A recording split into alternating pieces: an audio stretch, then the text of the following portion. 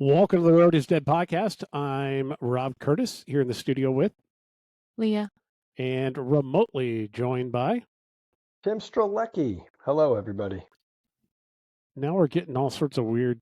They've changed our display. Hold on. Whoa, weird. Womp, womp. Anyway,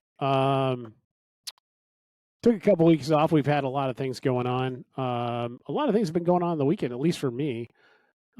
We did some crit racing. I actually got in some crits, and I've signed up for some more crits.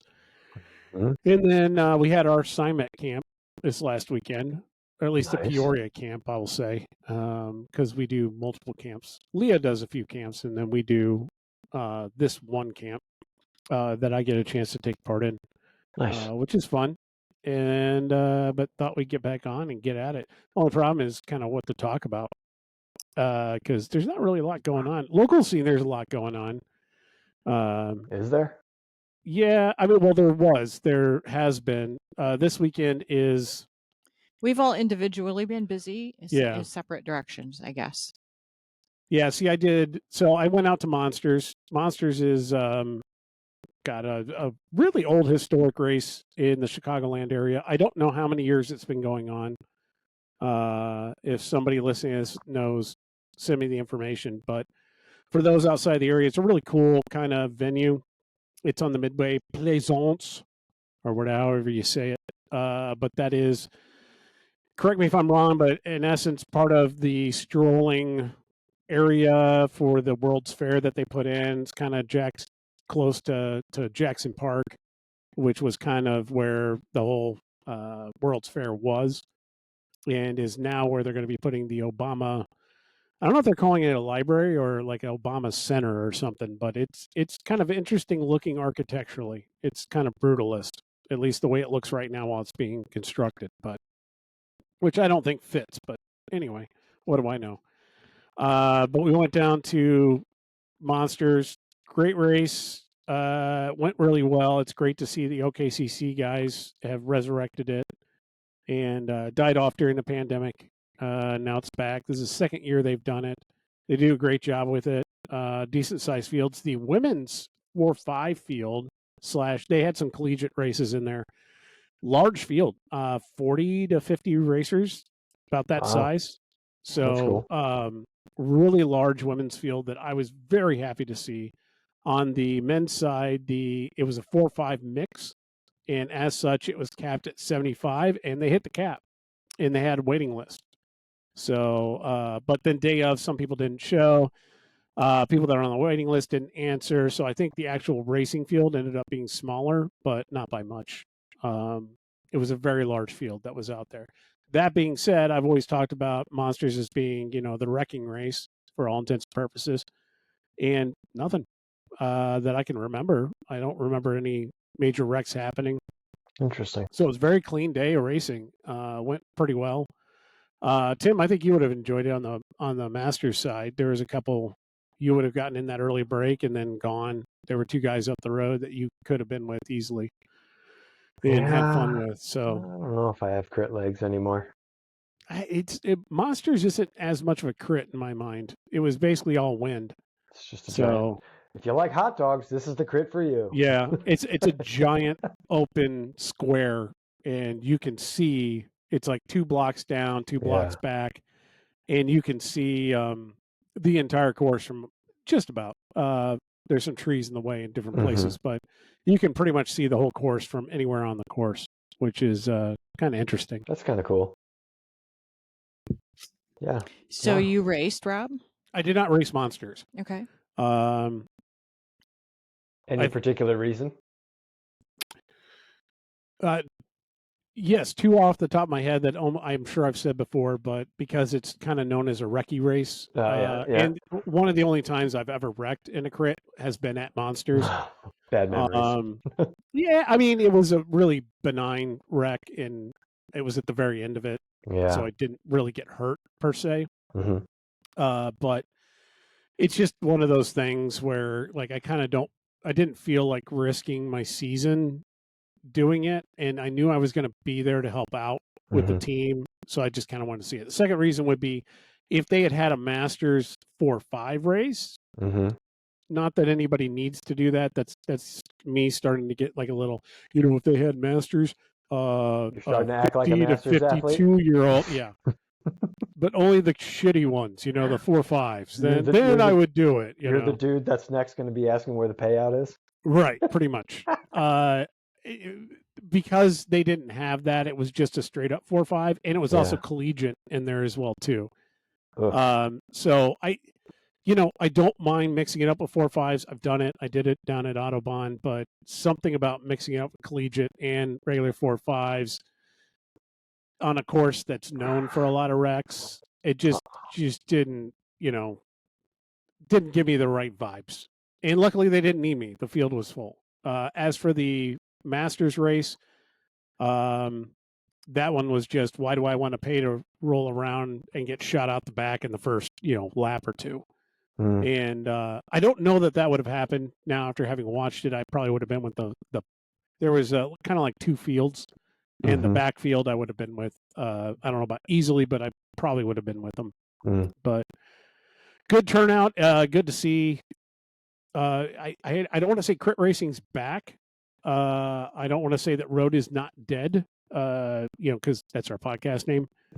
But good trademark. But in general, my feeling is that I haven't felt like this at crits in a long time in terms of the excitement level, the number of people who are showing up, the participation amounts. This is all regardless of numbers. This is just my gut feel being there. And it just feels good. And it feels like a good thing. And it feels like people are quote unquote back. Well, there's a lot of different newer clubs that have come in that have sparked new blood into the local cycling community, and try road, try gravel, try cyclocross, try track, try whatever. Then it seems like all those clubs are willing to do that, and that's probably why you're seeing kind of the old heads have left the building, and now there's a bunch of new it's really kind of youthful nice exuberance, and it's bringing back that crit field again, which is cool. I mean, from my point of view, being one of the quote unquote old guys, I want to say, in my opinion, that I think that I know my place, so to speak, in terms of it's time for me to sit on the sidelines and just keep my mouth shut and just help out wherever I can and just let whatever this is going to be develop into what it's going to be. Yeah. I will say I'm seeing some of the old dogs, though, coming around and kind of starting to mark their territory, and it's kind of like, come on, guys, just let these kids have fun. Yeah. I will say, team wise, it is interesting that the team wise, there were a lot of tents. A lot. That's all relative. There were a handful of tents, but there were tents out at Midway, which we don't always see. And there wasn't. We were having that conversation with somebody, and I pointed out to them that I don't believe any of those teams were around 5 years ago. Like not a single team that was there. Probably not. I mean, Triple X had racers there, but they didn't have a tent up. Yeah, South Chicago had a tent. They've gone from 150 to 20. Yeah, true. But I mean, South Chicago had a tent, and they celebrated their 100th year. As a club a few years ago. So I can't say that completely, but between South Chicago and us, we were the oldest teams there for sure. So, which is a good feeling. It's good to see that many teams getting active in the scene and starting to play a role in it. So I think that's kind of adding into it. I don't know what else is adding into it. I don't know if people are kind of getting sick of gravel and just kind of coming back to road, or if it seems like with the newer riders coming in, road seems to have this cachet to them, like this style that they like and they want a part of, and they're not off-put by it nearly as much as I think the last generation was. It's a lot easier to bury yourself for 45 minutes versus 5 hours. Oh, for sure. And we've always agreed on that. And that's probably attractive to a lot of people. But generationally, it just feels different. And I, for a lack of an explanation, and I know I'm going to piss off some people with this, but it's okay. I haven't pissed off anybody in like 20 minutes. Millennial wise, it seemed like they really didn't enjoy road. They didn't like the attitude. They didn't like the roadie ethos. They wanted to get out and they wanted to explore and not be competitive. And that lent itself to the whole gravel and experience thing. And a lot of it, if you look at the generational kind of thing with millennials, kind of feeling like they're never going to have a home, they're never going to have, X, Y, and Z or achieve different things. And they just want to build on the experiences that they have in life as kind of like their success role. And that kind of fits in. This next generation is back to competing. They definitely want to compete, and they don't see it as a bad thing. And they want to do cool stuff, and they kind of want to be a part of it. So it may be the fact that a lot of them are kids, like Gen X kids. But this is younger, or this will be the older Gen Z, I guess, that's kind of fading in. A little bit of younger Gen Z. I mean, hell, Andrew's 19 now. It'll be interesting to see what happens with Alpha. With Alpha, the whole race scene may disappear. But I think that's just kind of the general feel, in my opinion, why maybe some of this has changed. I could be completely wrong. And if you think that I am completely wrong, by all means, tell me. Go ahead and send an email to roadisdead, all one word, roadisdead@gmail.com. We'd love to discuss it on here. I say this every time, and I'll get comments on social media from people, but I don't get emails. So, send some emails. So screenshot those comments, and that's what we talk about. Yeah, still. But, I think it's a good thing. I think it's going in the right place. So I'm happy about it. Along those lines, I also think that cyclocross is already starting to show signs of being pretty impressive this year. So I'm looking forward to that. I don't know if we want to go into it this early, but there's some industry stuff going on.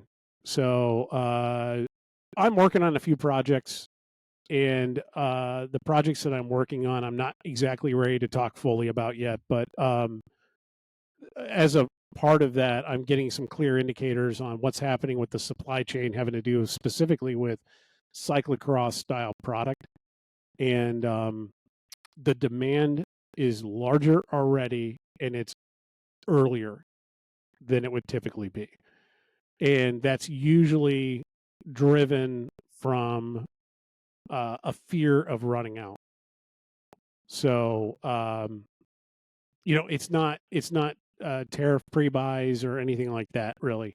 This is just, we know there's going to be demand for it, and it's building. Let's just buy it now, kind of thing. So it's just interesting. I think that the demand for cyclocross is getting bigger, and we saw that last year and the year before. I ran some of this by Jason real quick. Just said, "Hey, FYI, this is kind of what I'm seeing. Maybe it's a good thing for the CCC in the fall." And he came back with, "Yeah, the numbers show that we've had solid increases for the last couple of years." So he goes, I don't know how big the increase is going to be this year. It'd be nice to know that we're going to have an increase, though. So things to know of or consider. Is that good enough? Is that a good enough explanation there? Sure. Okay. And if it's not, you can go ahead and send me an email at roadisdead, all one word, @gmail.com.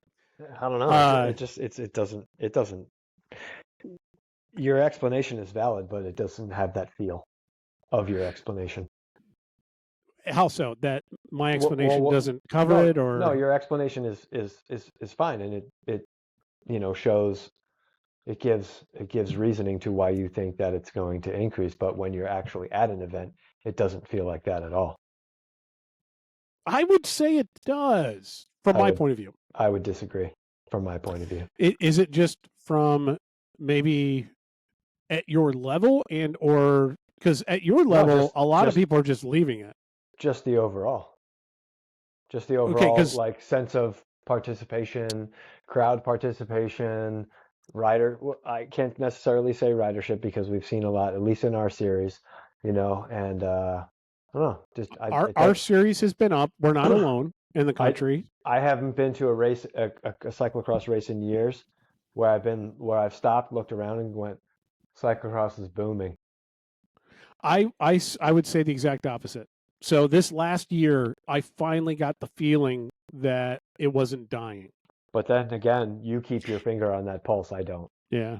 Are you judging this more off of the feel you get from like the local grassroots level, because I think when you get to the bigger events, I think like I started racing cross at a time where you showed up to one of these events and the expos were huge. Yes, there was so much going on, and that isn't Yeah. happening anymore. It was almost a ghost town this year.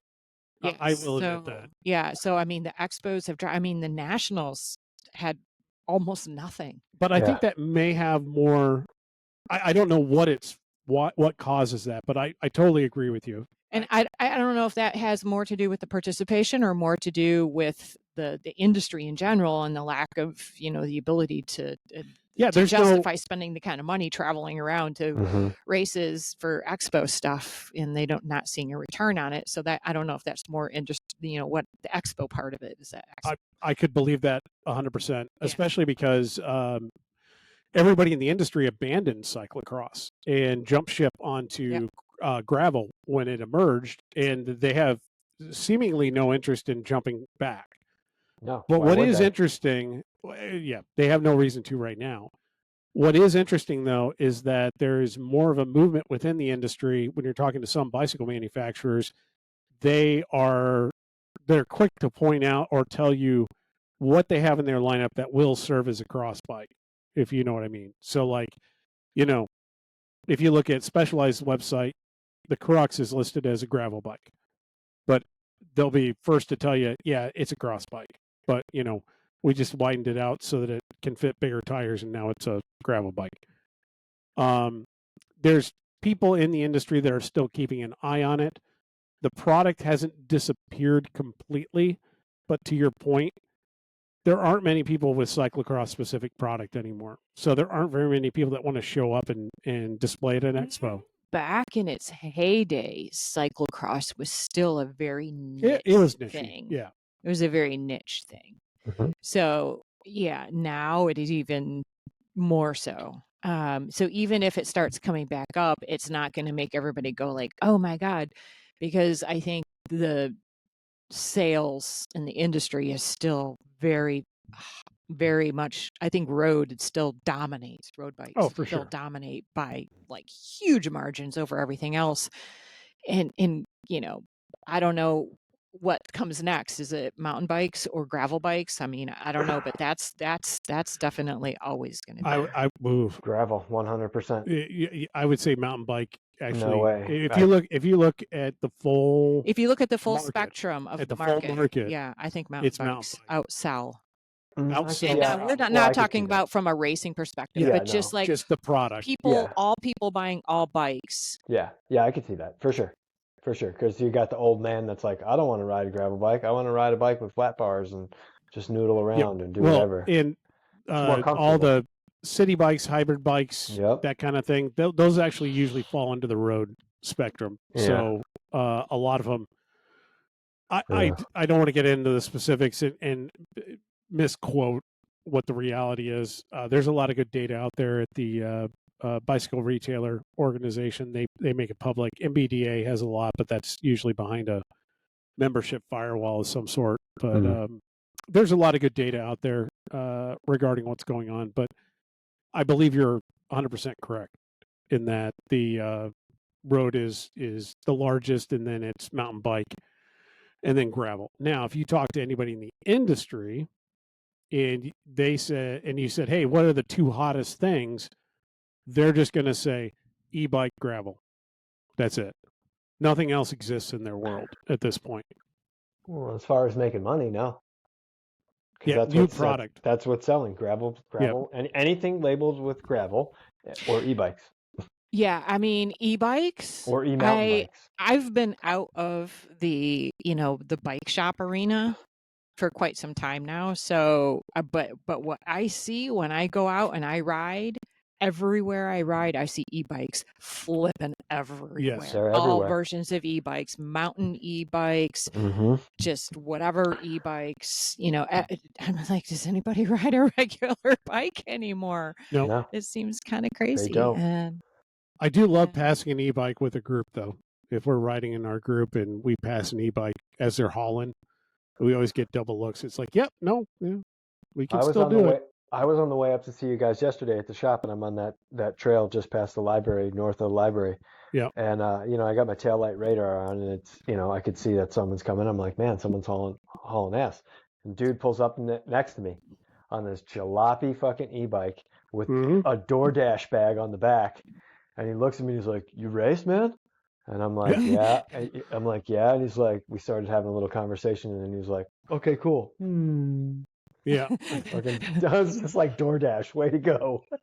Okay, I don't know if you've been seeing this, Mm. Tim or Rob, but I've been seeing a lot of motorbikes on the Yes. trails. Yeah. Yes. Yep. I mean, straight up don't even have pedals Don't have on pedals. motorbikes No. and power scooters and all Mhm. that stuff, just blatantly going down the trails, not giving a shit. Yeah, they don't give a shit.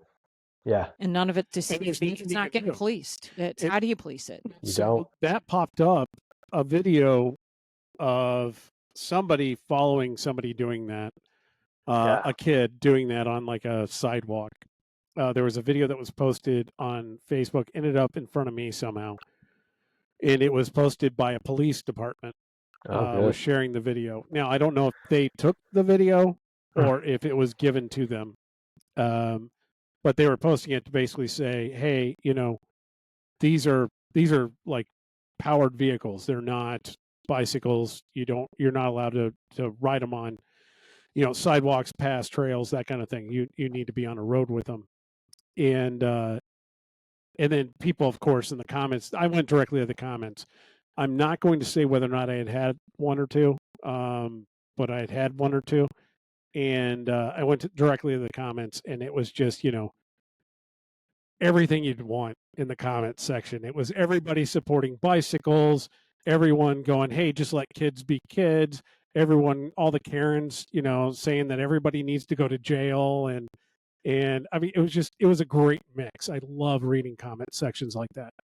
Here's the thing that's crazy about it.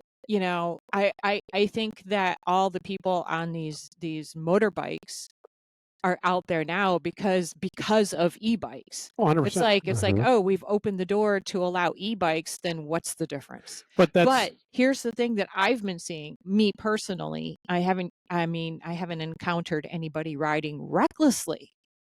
Whenever I see somebody, a pack of kids even out there on powered bikes that are not pedal bikes, they're riding, they're not riding. I haven't seen anybody riding faster than like I'm riding, I Tim have. would be riding. Now, I maybe you have. I've so far, even when I've seen groups of kids, they've been acting in respectful ways. At least when they're riding, they might be going a little bit faster than me, but they're not being reckless. I was agree just like, for the most it's part. hard for me to say you don't belong here when I'm blowing the heck out of the Well- speed limit on the trails myself, because the speed limit was 15 miles an hour, and I'm cruising along doing my intervals at 20 something, and and they're going like a mile or has a two. speed limit? Yes. Yes, Yes, it does. yes. I never At knew least that. once you get into McHenry County, it has a posted speed limit. I think there's an unposted one in Ugh. Kane. I've but- never seen it. Yeah, I've, and each I've path seen is different. anywhere from 15 to 18 Yeah. miles per hour is a typical speed limit. I have seen 15 and I have seen 18. I don't remember where I've seen 18. If Well, Yeah. then I am Yeah. an asshole. And it's like, it's hard for me to call point fingers at these kids and Oh, say, yeah. hey, you're an asshole because you're going 25 when I was just going 22. So it's like, wow. Yeah, Well, no, I don't have a problem with it if like you know what you're doing and you're not being a jackass. You know, like if you just blow by me, whatever, you're on the right side, you're on the right side of the path, or you would pass me like you would normally pass someone on a bike, and you don't like buzz me or do anything stupid. Enjoy your day. Yeah, because the last thing I want is police out there, shoot Yeah. people for speeding, That's- because I'm going to get a ticket. That's kind of my point, and what I ended up commenting on this particular thing was, I don't understand why the police shared this, because the police are going to do absolutely nothing about any of this. Yeah. They haven't done anything about it. They're not going to do anything No. about it, because to do anything about it requires them, quite honestly, and this isn't a dig against cops or anything else, it's just, it would require them to get out of their cars. Mm-hmm. And no one's going to do that. People. Or get themselves on some sort of vehicle that would allow them to travel at that kind of speed in those situations, and they're not going to do that. Nope, not at all. So what's the point in even bringing it up? There's already rules. No, there's already rules. There's money. already laws, but there's absolutely zero way to enforce it. Mm-hmm. So what's the point? I was just having a conversation with, I was standing in a bike shop down in Tucson, and my brother was there, and he's got an E-road bike. And he was looking up information on the loop trail that they have there in Tucson. And I'm sitting there talking to the guys in the shop. My brother's like, "Oh shoot, I can't ride on the loop trail." I'm like, "Well, what do you mean?" He's like, "It says right here, no e-bikes." We all looked at him and said, "Don't worry about it, dude. You're not going to be the problem that they're looking for." Yeah. Because not only that, it looks more like a regular bike. It looks like if you don't know what you're looking at, you think you're looking at a regular bike. Yeah, exactly. And I was just like, you don't need to worry about it. I mean, his mom had an e-bike and would go out and ride on the loop trail. It's not like anybody's tackling her and telling her to get the F off, you know? I mean, it's just, don't be a jerk. The line is, don't be zero control.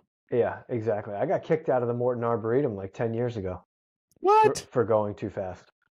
Really? I was in the Arboretum, just riding the trails, riding the paved, whatever, just doing loops on both sides, and they kicked me out. Wow. Yep. Wow. They said, you need to leave. I said, why? You're going too fast. You're not obeying the speed limit. What is the speed limit in there? I didn't it's know. It's probably like 20 or 15 or something like that. Oh, it's probably 13 or something. It's in the teens. It's in the teens. And he kicked me out, and I was like, I didn't even know there was a speed limit. I've never been back since. Yeah. That was probably just somebody having a shitty day, too. No, because I don't like this guy. Authority. Yeah, no, I think there is posted speed limits. I'm sure there is. Because you can drive a car through there.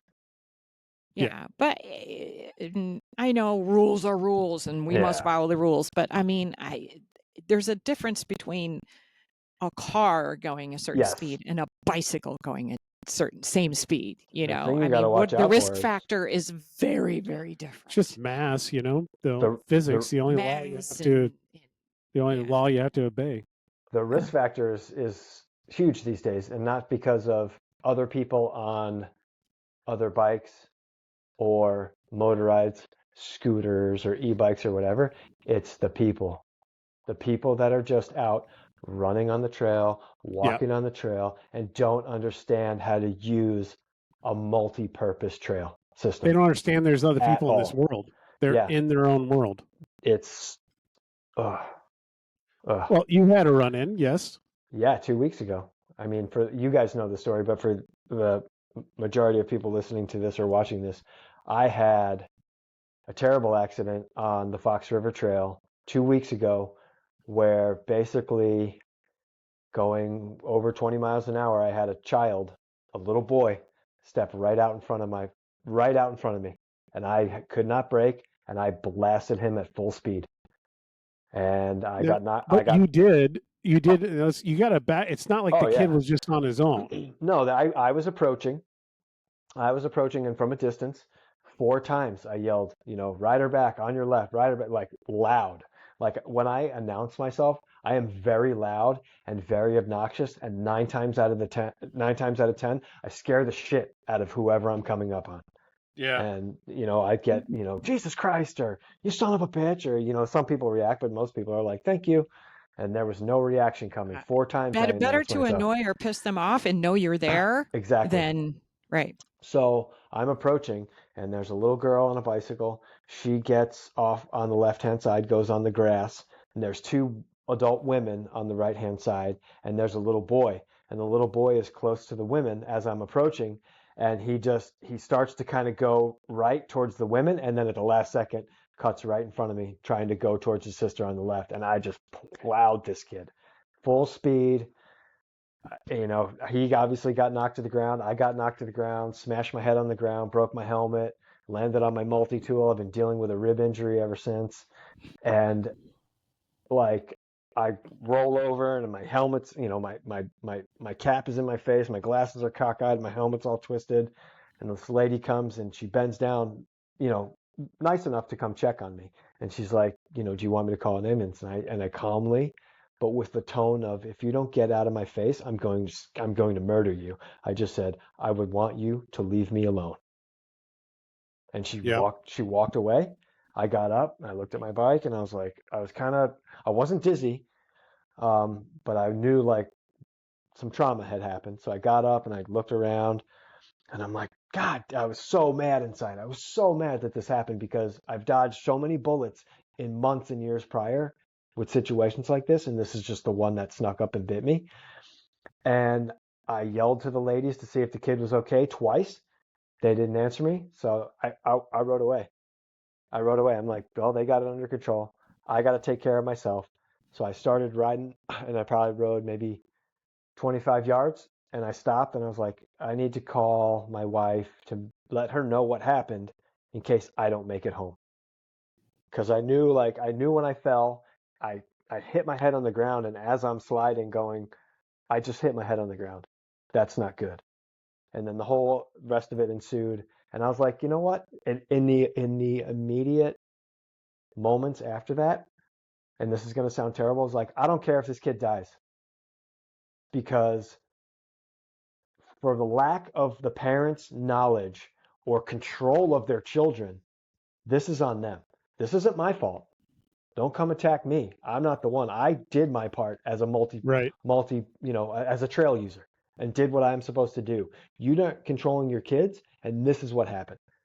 Well, and it's a lot of people lose track of the fact that whenever I run into a path user that doesn't seem to get it, I always try to explain it this way. It's like, this is another road. Like, do you It's drive just in a the middle of the smaller road? road. Yeah. Would you walk down this middle of your road, of a Yeah. road? Would you just kind of let your kids run around on a Yeah. road? Yeah. There Yeah. are going to be people that use this as a form of transportation to get from point A to point B. Yeah. It's not just for walks, with your dog when you get home from work. Yeah. It's to the more point than where that. I'm not nice on the trail. I will be the biggest asshole you've ever come across in your life on a bike, which is why I don't wear assignment branded uniform when I ride my bike. Oh, I don't care if you do. No, I no. think it's fun. I think it's fun when I get those calls from people. Yeah, but I don't want to put that on you. Like, I just don't. You wouldn't be the first. I understand that, but it's like, there's other brands that I'm attached with, but they don't know that. People don't know that. But if I have this giant logo on my back, oh, what is that? Click, let me take a picture. I'm going to investigate that. But yeah, I'm at my wit's end with the trail system, and it's like I told you guys yesterday, and I told my wife, like, I'd rather race a Cat 5 crit blindfolded. It'd be safer, much safer. Yeah. Well, if it was at Monsters, it would have been perfectly safe. Anywhere, I'm convinced.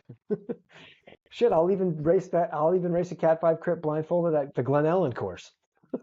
Ooh. I'll probably end up in the lake.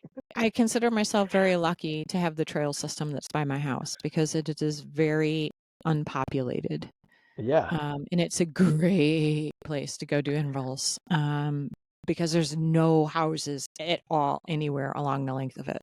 Yeah. So that Fox River Trail, It's that terrible. whole area is super congested. Yeah, from It's Aurora all the way to congested my in house. sections. It's terrible. It's congested in sections. Are there other options on the street or whatever that are Yeah, nearby? I can get there down on the street, just zigzagging a ways. Or I've just ridden down Highway 25, which is I get actually nervous safer. when we come through there on the Tuesday night path ride in the dark, because Yeah. you can't really see all that well, and I'm afraid No. somebody's going to be out there and at the last minute, Yep. out of the darkness, come into, and we go a lot faster through there than I'm generally comfortable with for how much I can see. Yeah. And it's very little nerve-wracking. It's not good. Plus, the pavement quality is not that great, and there's all kinds of like road buckles and potholes and all sorts of weird things. Yeah. You guys were pointing out all the stuff I love about riding through there. Yeah. It's just I just hate until you're going 20 miles an hour and there's a family of possums crossing the trail and you can't stop. Yeah. And then you die. And then you're going to be like, shit. This was my worst nightmare. I leveled this kid. Yeah. Like, I've never hit something so hard and been thrown off my bike. It Like, seems not even like hitting a tree in mountain bike races and being ejected. Like, it was terrible.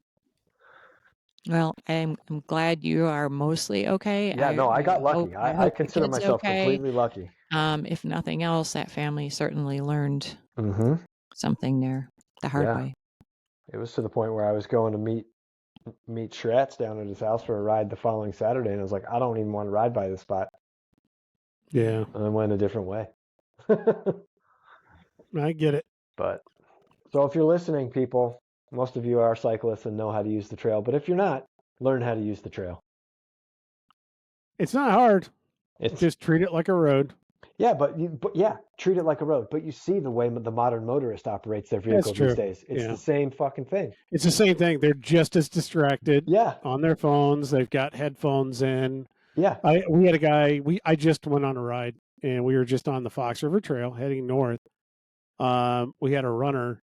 We had like 4 or 5 people. There was a few people. There's sections where there's a lot of people. Oh yeah. We passed a bunch of people, and we got one runner, younger guy, doing a good clip. He's running really fast, but running down the yellow line in the center, and he's got headphones in. Yep. And it's just like, yeah, they're idiots. So there are situations where I've been known to do this. If it's somebody like that, where I know that they use the path enough that they're not going to deviate, they're holding their line and they're going to stay on their line. Yeah, I will come by and buzz them pretty much as fast as I can go. And then you're the asshole at that split moment, and just get as close as I can to remind them, you need to be aware of your surroundings, because there are people that are going to come up on you quickly.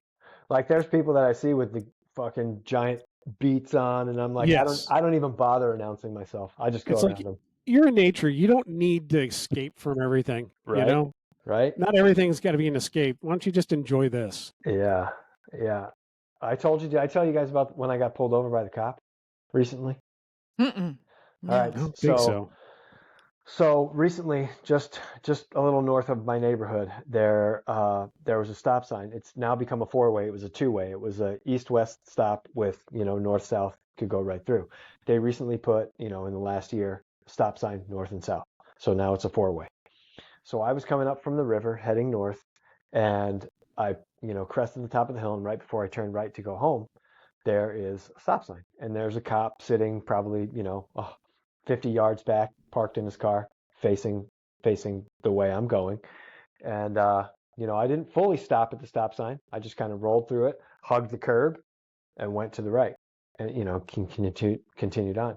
He pulls up next to me like 10 seconds later, and I had, I don't usually ride with earbuds, but on this particular day, I had them in. So I was like, I gave him, hang on. I pulled my earbud out, pulled over to the curb. He parked, came back to me, and we had a nice little conversation. He's like, you kind of rolled to that stop sign. I'm like, yeah. And he gives me this whole big spiel about, making it safer and safer for bikes and everybody else. Not everybody's aware that now it's a 4-way and blah, blah, blah. And he gives me this spiel, and I, mentioned that I know and have seen a lot of people in recent years that are bike riders who have gotten killed by distracted motorists. And he was like, really? He's like taken aback by it. And I'm like, yeah. And we're having this conversation, and we were talking about motorists, and I go, look, and I pointed at it. I was like, she's doing her makeup right now. Yeah. Full mirror down, 2 hands, no hands on the steering wheel. And he was like, and another thing. And I was like, look, that dude's on his phone. Yep.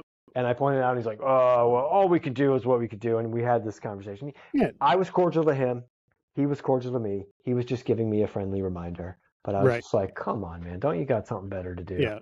No, like, I literally totally was going 2 miles an hour and made a right-hand turn. And ever since that 4-way has been created, I've watched cars just rip through that. Oh, just go right through it. They're just like, vroom. That's the thing.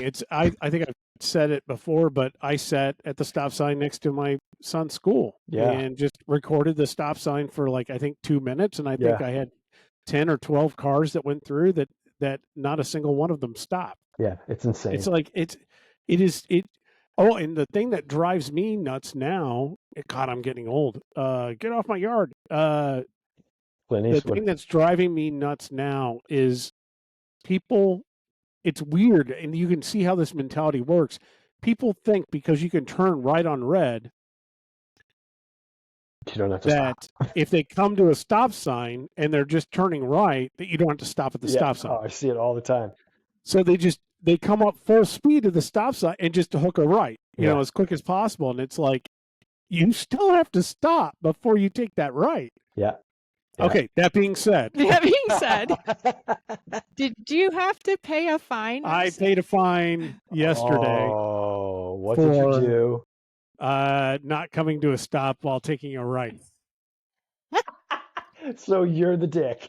And the thing is too, it's like That's ironic. That's so it's funny. one of those where I'm judging up it's a big intersection. It's 31 and 72. I mean, you Okay. could see on the video, he barely even slowed down for it. Because I saw that the light was changing. It was changing to red. Uh-huh. And I looked and I was like, I'm clear, I'm good, I need to go. But it had already changed to red. Oh, And so I didn't even really slow. I just kind of went. oh, so there's no like red light but green light for green turning arrow on 31 coming to 72? Oh, no, those are green turning arrow. It was a green turning arrow. Okay, because And then it went 72. yellow as I was approaching, and I was looking, okay. and it turned red, and I went. I was dead. And the thing is, too, I knew it, and I remember the second that it happened, because the shop used to be downtown, Yeah. and I used to drive that way every day. I've gotten one other violation there, and it's been years. And because of that, I was always like, I know I have to, regardless. I always have to come to a complete stop at this particular intersection. And I didn't that one time. And the second that I did it, I thought to myself, I'm going to get a red light violation. I know I'm going to get a red light violation. What does that cost these days? $100. Ooh. So buy some buttonhole shaving cream to support Rob's ticket. Yeah. Hey, so if you think that red light violations are crap, no, they're not. But rules are rules. We all got to play by them. If you get a red light violation and you feel like it's really going to chap your ass, go out and get yourself some buttonhole shaving cream. Go ahead and get it at your local cycling retailer. Yeah. It's crazy. Yeah, it kind of happens. I get it. It does. Stop signs, I make it a point to stop enough that I get a lot of upset other motorists when I'm at a stop sign, because they're like, waiting for me to go, and it's like, I was still rolling. Yeah. I had not stopped yet. You came to the intersection before me. Yeah, I just think the modern motorist doesn't know how to function with bikes around them. I mean, you come to like the perfect storm where it's you and like the four-way, you and three other cars, and nobody knows what to do. Yes. Yeah. They just I love that. They don't remember anything to do. My favorite is the thing that's really starting to bug me now is when drivers stop for you as a bike when it's not your turn to go. Yeah. And as a result, then they create chaos. Yeah. That happened to me twice this morning on my ride, and both times I'm just gonna stand there and let us all stare at each other because I'm not going. They absolutely 100% clearly had the right of way. I mean, I had one person, 4-way road, no stops, and I'm sitting at a cross street trying to cross the busy road. And there's a car next to me. There's a car on the opposite side also trying to cross this busy road. And this woman, it was on the road that has no stops. And she wants to make a left, and she stops there. Yep. And she starts doing this, and you can just clearly see her waving her hand for me to cross through her tinted window and the reflection of the trees. And I just pretended to not see her, and I just stood there, and I'm just like, "You're gonna get us killed." Yep. Yeah. So I'm just gonna wait. Look anymore. It's I don't look anymore. I just pretend like I don't see them when they wave at me, because half the time you can't really even tell because there's a reflection of the trees and stuff and the tinted windows, and it's like. Not only that, it's they come rolling up. It happens to me all the time when there's a 4-laner. Yeah. So there's 2 lanes going one way, 2 lanes going the other way. Yeah. The crossing that we do over by your house, the big road, the Kirk Road or whatever the hell it is, Kirk, yeah. going across that, inevitably there'll be one car that stops and is like waving that's you the through. worst. That's and the it's worst. like, that's cool, you're waving me. But the other three lanes. There's Yeah. people going 70 miles an hour right Yep. behind you that are not going to stop and that are going to clock me. Uh-huh. And then they start getting all pissy, and it's just like, guys, I just wave them through. I'm Yeah. good. Yeah. You do your thing. I will cross when it's safe for me. Yeah, so you're coming off the trail, crossing Kirk, so that you go to the median and then get back on the trail. Yeah, that's The other bad one is over by the airport. Yep. Is coming off from the airport there. You'll have one person stop, but it's like, no one else is stopping, guys, Yep. or even getting into the airport. Yeah. We had a semi truck stop the other day for us. And it's like, that's cool, but now I can't see anything behind you. Yeah. You know? Yep. Yeah, exactly. Yeah. So you have to definitely ride defensively these days, for sure. yes, very much so. But get on your bike. It's safe and enjoyable, and you should really go out and spend more time on your bike. And use buttonhole chamois. And use buttonhole chamois cream to make it more comfortable. Or just ride the trainer. Which I did today. But we're starting to get some decent weather-ish. Yeah. Fits and starts. We are definitely getting good weather. I was a little bit crabby about having to go ride this morning when it was only 50 degrees and windy and overcast. But I'm like, I just did this all weekend down in Peoria. So shorts and jersey weather. Yeah. Oh, don't let Kenny hear that. Sure. Oh my God. Yeah. Kenny needs No, to I overdressed. Kenny's rule is if it's under 70, you got to have the lace covered. And I agree with you. The 60-degree range that's bullshit. I mean, come on. That being said, today it was 58 or 60, and I went out for a ride. And I will say, we spent the weekend in Peoria doing our training camp, and it was in the 50s the whole time. And I wore thermal bibs, thermal jersey, pretty much nonstop. And I didn't wear a long sleeve base layer or anything, but it was perfect. That's a perfect dress for me. So today I went out 60 degrees and I wore a thermal jersey and thermal bibs, and I had knee warmers because, Kenny's in my head. And I'm like, at least cover your knees. And I will say I was fine. It would have been fine because the wind was cold, but the sun's out. And we were riding into a headwind. I was riding with Greg, and Greg, I think, had something to prove. So he was riding hard pretty much from the beginning. So very quickly I ended up sweating, and I had my thermal unzipped halfway into the headwind. And it was a bit too much for that dress, but I don't know. It's but down in Peoria, I mean, it was supposed to be a nice weekend. The whole weekend, it was going to be one day, it was going to be like 70 degrees, but it ended up being in the 50s the whole time. Well, Friday was warm. Friday was in the 70s. Yeah. And then Saturday and Sunday was a mix of overcast or sunny, but always in the 50s. And I felt I dressed the same every day. It was just like leg warmers, arm warmers, vest. It was perfect. No, I mean, it wasn't too windy. I mean, it was windy. There was wind, but not like 20-mile-an-hour winds. So it's been there's enough climbing around there in Peoria, strangely enough, but there's enough climbing down there that when you get into the climbing, the wind kind of disappears, which is nice. Yeah. But there's also some prairie areas where you do get wind whipped. Yeah. Good opportunities to learn how to echelon. Which no one learned. Oh, I think we did. We did some good rotations from time to time, but the echelon thing, it was hard to explain to people. I think once we came to a stop and had a conversation on that, I think it got better. It wasn't like Euro Pro good, but it was better. Yeah. Best ones I've ever been in, because we were still, even in echeloning, we were just full rotating. But the best ones I've ever been in, it's 2 lines. And you're riding solid 2 lines. And the only thing you're really doing is the guy in the front is just going straight back. And then this guy just goes straight forward. And you're slowly just kind of notching one position over as you're doing it. Instead, so it ends up being that rotation, but it's not like a solid, like what we were doing is just a constant rotation. Whereas that was just more of a ride for as long as you wanted, and then you drop back, and that person goes up and moves up one position. It was fun. It's fun when you can do that that way. But I was game for whatever. But it was funny when you first were like, "Hey, let's get in the echelon." And we started doing it.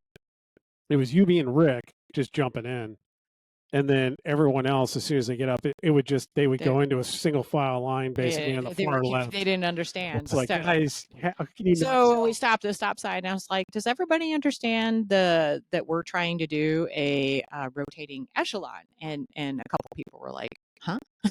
Yeah. And I was like, "Oh, so now then I felt like it got a lot better after that. It was fun. It was fun to work on stuff like that because you have to." You need to really pay attention and communicate. So it gives you something to think about and have your brain chew on while you're riding. Yeah. I'm still zoning out though when I'm doing it. Just put them in the gutter. Well, there were a couple times where, I was on, one, like maybe I was off the back with other people or something, and I'm sitting on, because it blew up, it was like, okay, there was a hill, everything kind of blew up, and I'm with, this dude comes up and I'm on his wheel, and he's sitting on the right-hand edge of the road when we have a wind from the left. And I'm like, can you move a little to the left? And they kind of like, huh? And they can't hear me because of all the wind noise. And I'm trying to like, just move a foot to your left. I'm trying to get a draft. Oh, that's the thing that I love about riding with Kenny is you don't ever have to communicate that shit. Like he always knows where everybody is and exactly where he needs to be to work with everybody that he's with, unless he wants to like gutter you. I mean, when you ride with people that just get it because they, were seriously trained. Yeah. Yeah. Especially with him running it, he'll get off and like Anthony was explaining, is like, it's because he's one of the few guys that can actually in a pace line, jump out of it, ride alongside, while everyone else is just like working harder than hell. He can just ride alongside of it and still talk and tell everybody what they should be doing or not doing or whatever. And it seems like he has no problem doing it. It's one of those miraculous things. I say seems like because I've heard stories that every now and then he's tired after rides, but I've never seen it personally. I heard a funny story the other day. I was talking to someone, and they live out west, and they were, there was a ride that took place out of the specialized headquarters. Apparently like a fast ride, but there were some quick step dudes in town, like a couple of them, right? So they go on this ride, and they're riding and they're doing whatever they're doing, and the guys are in the front. The quick step dudes are in the front of the group. One dude's like texting. One guy's like taking a phone call while they're leading the group, right? And then the ride gets over, and then apparently it was overheard from the two quick step riders. I've never seen people work so hard to go so slow. Yeah. And these are like European professionals where it was probably like a coffee ride for them, and these dudes are behind them just like chewing the stem. It's always so depressing. Yeah, right. I mean, that's like the pecking order we live in. The only one we got is, so there's one guy that was on the camp, and he's I will say arguably one of the strongest guys that we had there for sure. And at one point he turns and he looks at Anthony, because Anthony was talking about, when you're in headwind, you do this or that or whatever. Or I think Anthony and I were talking about the wind direction and kind of how it was going to impact us later part of the course. And he just turned and looked at him and said, "How do you tell what direction the wind is coming from?" And we were just like, "Are you fucking nuts? Are you kidding me?" Anthony looks at me and he goes, "Must be nice to have enough power that you can't ever really tell what direction the wind is coming from." It's like, because I heard that and I just went, that explains a lot right there. That really explains a lot. That's funny. And I guarantee it's the guy that wasn't moving over to give you any space to draft from. No comment. Oh. But I love these camps though, because I think they give us a lot of opportunity for to learn how to talk to each other, Wait, because I you don't said this think guy was off the back. Was it me? Are you saying it was me? no. I think a lot of newer riders, when they have experience in group rides, they ride just however they ride, and nobody ever teaches them anything. They're just expected to either learn, or they just do whatever they do, and nobody actually coaches and mentors this stuff. I think a lot of group rides is just kind of like whatever bag. I love, being able to, you know, just make things better. It's like, okay, we're doing this thing, we're doing this rotating pace line, but like let's tweak it to make things even more efficient, because the smoother everything is, the faster everybody can go will with the go. least amount of effort. Yep. And I think that's a lot of fun, but everybody has to be willing to speak up and tell somebody they need to speed up or they need to ease back, and be willing to say something, because a lot of people are afraid to say something to somebody else, to say that, I need you to pedal harder, or I need you to pedal easier. Yeah, they probably just don't know the terminology, or like you said, they're afraid. Right. They just don't know how to get their point across. Yeah. Speed up, slow down. A lot of it is how you approach them too. Yeah. Because it's you don't ever want to be, the stereotypical dick, that's in the group going, well, you do, but that's, you were born to that. I don't enjoy it, but I just got to do it. Somebody's got to be the dick. But it's for me, I can't necessarily do that, because it's hard to do that if you don't have the talent and skill to back it up. It's one thing if I was a dick in a pack and just being like, what are you guys doing? All they got to do is just dial it up a tiny bit, and I'm gone, So, and I understand that. So usually, like, there were a couple times where I'll roll up and I'll just touch a guy as he's coming back on his hip or whatever, and just go, hey, when you're doing that, try to do this. It'll make it easier on you, and it keeps gas from opening up. But it's one of those things where we've talked about how people don't learn skills like they used to, and it's one of those things. The kind of stuff we're talking about are things that people used to learn just in their small groups when they would start riding. And there was always mentors that would try to teach everybody it. And everyone's got slightly different flavors for it. Every little group does it slightly differently, or different, with little, I'll call it different tones to it. It's all generally the same thing though. But, and you would think, well, that stuff is still being learned because it's still efficient. It's still, the best way to do certain things. And it's the best way to move up the road. And you would think a lot of people still learn it, and it's still valuable. And I was thinking about this. I was like, okay, so a lot of people aren't learning it because they're doing group rides. And what they're doing is they're doing like an all-out group ride, like a drop group ride. Yeah, group rides are generally smash fest. It's just smash. It's Hulk smash. Everyone breaks other people's legs and just try to put everybody in the gutter. Not all of them are like that. Right. But yeah, there are a few. The ones that these guys are doing, that's what they're doing. Yeah. And a lot of people aren't learning a lot of these nuances. And then you go, okay, so you only really do it in a group ride. So why would they necessarily need to learn it? But you don't. You learn it when you use it in racing, when you're out the front, when you're in a group, you want to work together, or even if you're in the back and trying to catch somebody. It's about being efficient with who you're with and who you're riding with. So if you race or you're doing any of this kind of stuff and you don't exactly know what the hell we're talking about, maybe you're one of the people that needs to go out and pick it up. For sure. And there's a lot of stuff on the I remember having it described to me and taught to me in the early days. My now coach, she used to run a ride on Fridays. It was a women's ride. It was very highly attended. And in the entire ride was about learning how to rotate, learning how to communicate, pay attention to your pace. And then we had spicy spots of the ride that were pre-dictated where they were. And, I learned from that. And then there's books that came out that, talk about, how echelons work, how rotating echelons work, how this, and so there's lots of information out there to learn from. I think what happens, oh, go ahead.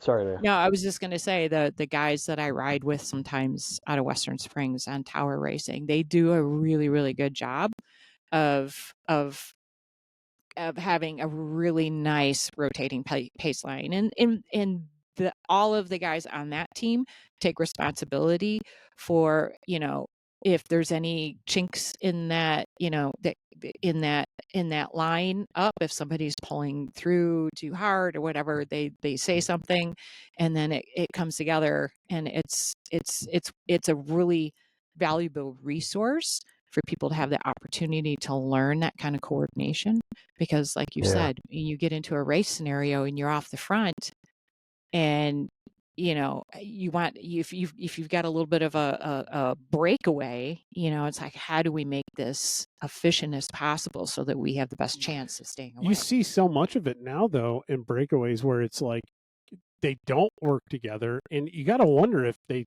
even have the skills to do it anymore, even know how to do it. Well, I think a lot of it comes to, even when you're on these group rides, and if there's no one to like give anybody pointers, it's up to the rider. Pay attention. Pay attention to what's going on. Pay attention to what side the people are pulling off at. Pay attention to what side the wind's coming from. Know the route you're riding on. Like it's rider's responsibility, and if you pay attention to what the group is doing, guess what? You're going to learn something. You'll figure it out, and that is your way of learning. Now, riding in a group ride and racing are different scenarios, but if you find yourself in a breakaway of, you're one of 3 or 4, pay attention. Pay attention to how the rotation's going, to where people are pulling off at different parts of the course, given, the dynamics of the course and what it looks like, where the wind's coming from. You're always rotating. If you're in a breakaway, you're always rotating and sharing the workload, which doesn't always happen. But if you are sharing the workload nicely, just pay attention. Okay, this guy pulled off here. Now I find myself in the situation where he was in. I'm going to pull off the same way, and you can figure it out. You just got to be astute. And if you're good at it and you know your route, you can do things like, oh, okay, I know that this is going to end up with me in the wind at the section I don't want to be in the wind. Therefore, when we come around this next corner, I'm going to jockey up my position by taking a slightly different line in the corner that allows me to kind of come out of line and then get back in 1 or 2 riders back from where I was, so that I can avoid being in the wind. Ask me how I know. It is literally all I do, like on group rides and on races. And I raced Kenosha, and we haven't hit this, but I do want to hit a little part of it. It was nice for me to be able to be in a pack again and running around and feeling like I wasn't going to get spit out. And I was actually kind of comfortable in it. And I forgot that I apparently have this talent. I've always known it, and I've always had an innate skill for where I need to be in the pack. Guy a long time ago used to call me, "Damn it, Curtis, you're the best 3-lap crit racer I've ever seen in my life." Because he would always look up and say, "You're in the position I always wanted to be in," and then 3 laps later, you're gone. And it was when my engine would blow up. But it was nice to be able to do that again. And I had everyone coming up after the race going, "Dude, you were always in the right spot." And it's like, yeah, no, I'm thinking ahead. I'm thinking 2 corners ahead. Yep. I know who's up front. I know what's going to end up happening. These guys are going to slow down. We're going to get swamped from the right-hand side because of where we're at in the road. And I'm already starting to wiggle out to the right so that I can join that stream as it goes upstream, you know, and I'm going to be at that same spot where I want to be. And then when we turn right, we're going to be right into the wind, and we're still going uphill. These 3 guys up front are going to sit up, and I'm going to be behind them because I don't want to go into the wind either. And then this guy's going to go on the left, and I'm going to be second or third wheel on that and then come around there. It's so much fun to do that. I've always loved doing that. And if you're not thinking ahead like that in a crit, I would challenge you to try it. Just sit there and start thinking about where the wind direction's coming from, who's doing what, who seems to always be pulling into the wind or not pulling into the wind. Because it's pretty simple to start figuring out who hasn't thought through the race and is just sticking their nose out there. You could see those people. I've been guilty of being that person myself. Well, thank you on behalf of all the people that, like me, that need you to do that. No, it's just, you don't want to you can't in a crit, you can't take too much of that away from what you're actually doing, because you do have to know how to ride your bike in a crit. But there are subtle nuances and things you can pick up along the way if you're astute to it. If you know what you're looking for, you can find it. Don't just sit there and tune out to the race and what's happening to try to figure other things out. You got to pay attention. Like crit racing, you gotta really pay attention. There's shit flying around you all the time. My brother used to race a long time ago, and he would just be like, "Crit racing is so boring." It's I'm actually like, not. "What?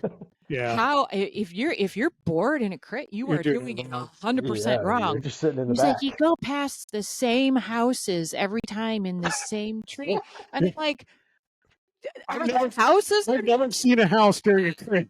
No. I'm like, if you're paying attention to the scenery, you are You're totally doing doing it it wrong. wrong. You need Yeah. to go do a Yeah. sag ride somewhere I- and look at the scenery. That's I mean, like crit racing is the most action packed, Yep. focused, Focus intense thing you could possibly do on a bike. And he was just Yeah. like, I will say I've never seen a house, but I could tell you what paint and where the bolts are on certain mailboxes.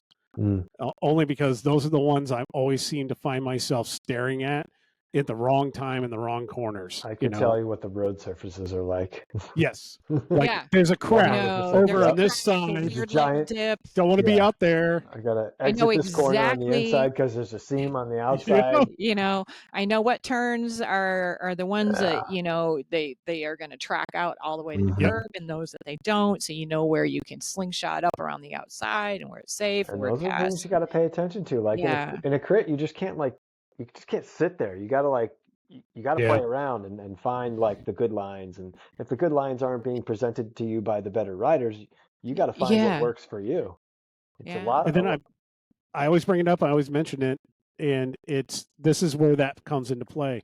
I always say that pay attention because the last lap, at least, last two laps sometimes, but definitely the last lap, none of the corners ride the same, no. They're and 5 miles it's an hour, being 10 miles an aware hour of that faster.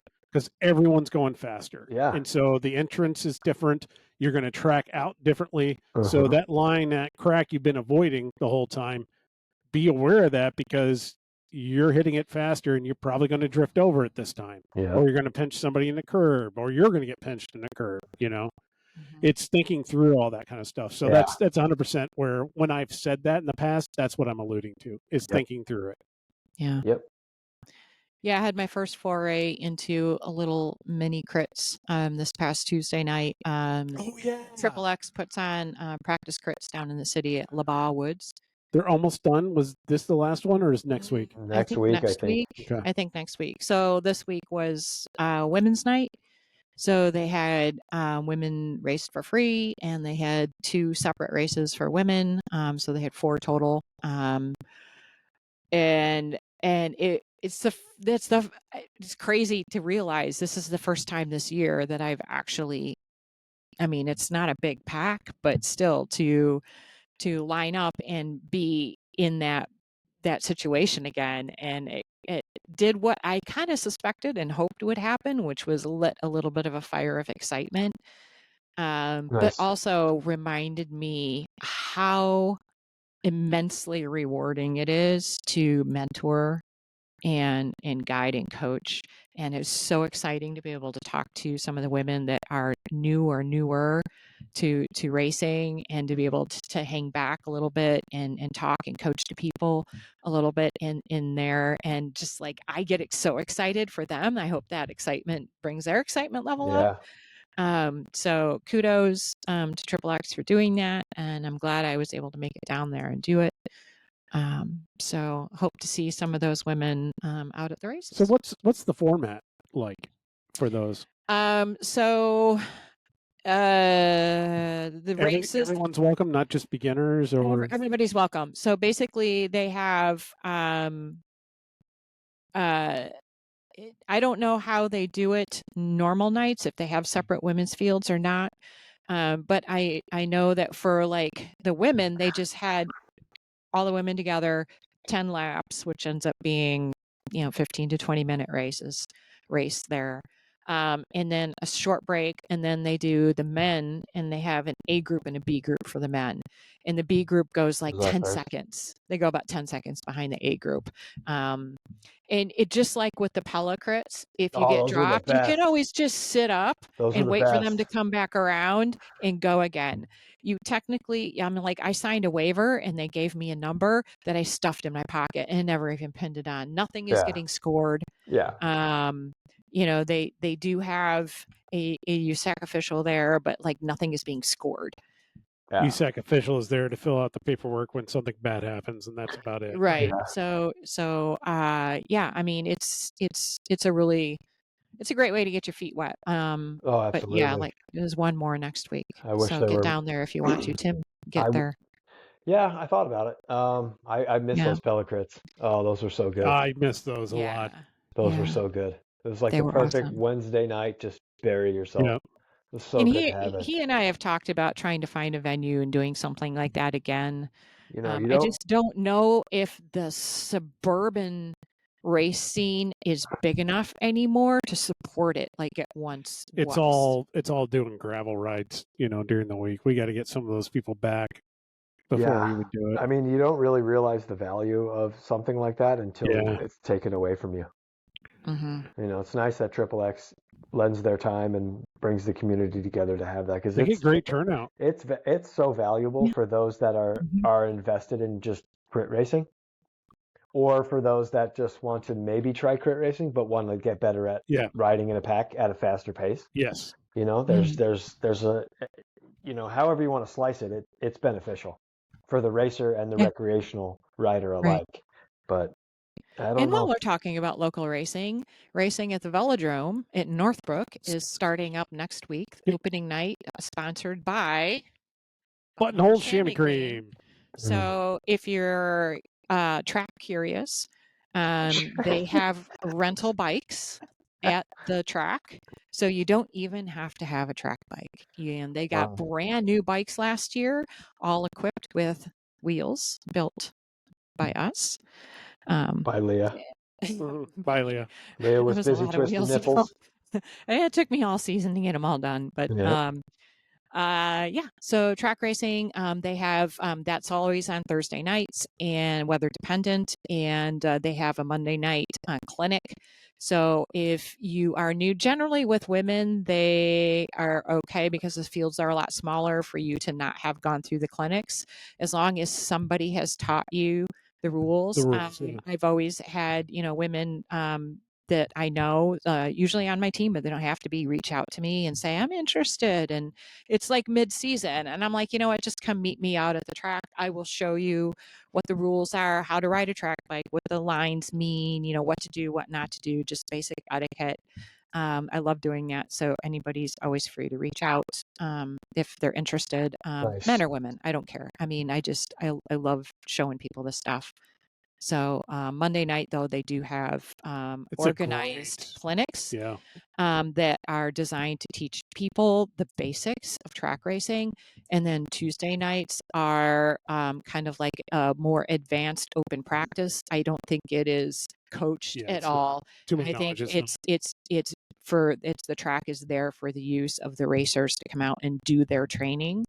Cool. They don't want beginners out there. Yeah, it's usually not a beginner time to come out Tuesday night, but if you're a beginner, go to the Monday night clinics. They're amazing.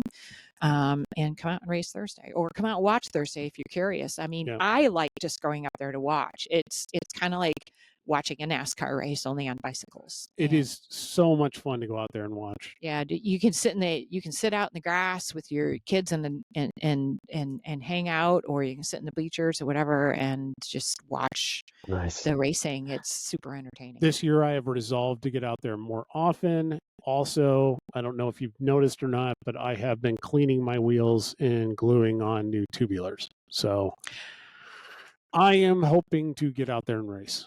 Mm-hmm. So I take the tubeless tires off my track bike? You can leave tubeless on there if you want. I don't even have. It's all you, man. As long as you have a fixed gear bike, and it has no brakes on it, then you can ride it on the track. I got my trainer bike. It's got no brakes, and it's got freewheel though. Got to be fixed gear. Yeah, be fixed. Fixed, no brakes. Oh, well. Yeah, but hey, they got Bummer. loaners out there. They got loaners Yeah, they have loaners. They're really with nice silent loaners, wheels on them. actually. It's okay. Yeah. Very nice. They just got them. And then I wouldn't worry too much about like what kind of tires anybody has to go out there. You can go out with clenchers, run Oh yeah. inner tubes. Oh yeah. Yeah. I've seen people win races out there and then, be like, hey, I had to use my spare to get here, because they ride their bike up there. I had to use my spare to get here. Do you got an inner tube I can borrow to get home just in case I get it flat on the way home? So, it doesn't matter what you're riding. That's track, in my opinion, is like one of the last bastions of the I'll say everyone is equal kind of racing. It's like stock car racing to a degree. Also like stock car in that the people that have been doing it a long time know all the ways to get slightly faster through other ways, like in terms of having aero equipment or doing this or doing that. But in general, when you're in the entry level kind of categories, you're just on a bike and you can ride that particular track bike until the cows come home. I still have the original track bike I think I got from Debbie. I think it's still here. A lot of people, give it away. A lot of people find it fascinating and interesting, but they're scared. The whole no brakes and fixed gear. It makes it safe. And it actually does. It seems a lot scarier from the outside looking in than it actually is when you're on it. Number one. Number two, the beginner fields are so small. I mean, it's not unusual for there to be 3, 4, or maybe 5 people. And it usually breaks apart immediately. So the entry level fields are so small, you're almost guaranteed to just be riding around by yourself anyway. Yep. So don't be afraid. If you're interested, just come out and try it. For sure. And if you are a short person, I am actually selling my size small track bike. So which one? Javelin? My Javelin. Yeah. So I have 2 track bikes right now, and I'm not racing track. Mostly I will be officiating when I'm up at the track. So. And if you're very short, I have some Raleigh Techniums frames that I made into track bikes for kids when my kid was racing, and I have 2 of them. So reach out. Yeah. They are literally just collecting dust right over there. One of them is, at least. And what's the cost on the track? Oh, that's a good question. Juniors are much less expensive, I want to say, but I think it's $20 or $25 for an evening of racing. You race at least 3 times. Plus you get your warm up out there and everything else. You can leave at any time that you want. I've gone out there many times and done the first and second session and then left. Just because of timing. Sometimes it runs really late. Other times it doesn't. There's times where there's 4 sessions. And then there's usually a master's race where if you want to do the master's race, it's an extra $10 onto your evening of racing because masters can afford it. At least that's the wait general. Wait till that masters athlete shows up on a Lotus. Oh, they have, I think. They've got, that's the field that's got everything in it. Oh, I know. I've seen some photos of it. It's pretty. It's a good field. It's a good crew out there. It is such a nice community of people. Yeah, absolutely. It is a little subset community. It's like, it's not necessarily just because it's in Chicago. It's not like the regular Chicago crowd. There are people that just do track, and it's a good crew of people to get to know. There's everything from super serious, gonna try to go. Yeah, there's like 5 of those. And then there's people that just hang out with their friends, and it's like, oh wait, call the line. Okay, I guess I should grab my bike and go jump on it and do like no warm up or whatever, and just so you can approach it however you want. Some approaches may not be serious, but what is serious is every goddamn race out there. I have never been in a race out there where everyone was just like, well, whatever. I mean, you have Carl blows out, or you blow that whistle. Yeah, Carl's done. Or fire that starter pistol and it's game on. Yeah. It is game on. Yeah. Which is kind of why I stopped racing out there, because I didn't have the fitness even to hang in slow races. But now I got fitness enough to be able to hang in there, so I'm going out. It's no better way to get 3 sessions of racing in the middle of the week or at the end of the week for no real big deal. Yeah. which means we're going to have to probably adjust this recording schedule on this podcast here because it's usually on Thursday afternoons, and I'm going to have to jet out to get to the track in the future. Same. But I'm looking forward to it. I'm actually really excited about it. So I want to have fun getting out Needs to there. come Tim, you got to go out there at least once. Just watch. Just come out Dude. there to watch sometime. I'm We in have covered bed by this. the time track starts. That's right. Yeah, that's true. I don't skimp on my sleep. You can't. I nothing. know Yeah. for a fact that Kenny, I think back in the day, he used to bring a sleeping bag out there and he would sleep in between races. And I know for a fact his son did it because I watched him do it. They would bring a sleeping bag out and he'd sleep in the infield in between races. I always thought, I didn't understand how that could possibly. I was so amped up. I could never sleep. No. You got to try it. If everybody thinks that Tim should try it, go ahead and write in to Road is Dead, all one word, at gmail.com. Once again, roadisdead at gmail.com. Yeah. Well, there was a lot of other stuff that we thought we were going to get into or talk about. We thought we were dead on topics, but we always find a way to talk. Yeah. Absolutely. The one obvious one is the industry price increases. Just to throw it out there, we're getting notices from everybody. So if you're the kind of person that likes to have consumables on hand, like chains, whatever, I'd buy them up now if you want to have some extra ones on hand. Just know that they're going to be a lot more expensive in the future, and by a lot more at the retail level, they can be twice as much. So just keep that in mind. 10% at least, could be more. To some, yeah, depending on where it's all coming from. Some chains are probably going to be in that twice as much range. So, but some are cheap parts that are now 150% more. But they were $7 to begin with. You know what I mean? So it's really not. But like you it's know killing you. what is not going to be affected by tariff pricing? Buttonhole chamois cream, 100% made in the United States. 100%. Made here, baby, USA. Facts. Made on the Locally. South Side. Blended on the South Side, and then jarred here in East Dundee, Illinois. Speaking of which, gonna take a trip down there here soon, especially because everyone's buying a lot of chamois cream. So get out there and buy some chamois cream. All right, I think that's just about it for today. Thanks for joining us. We'll try to get one back at you again this upcoming week. But until then, enjoy the ride.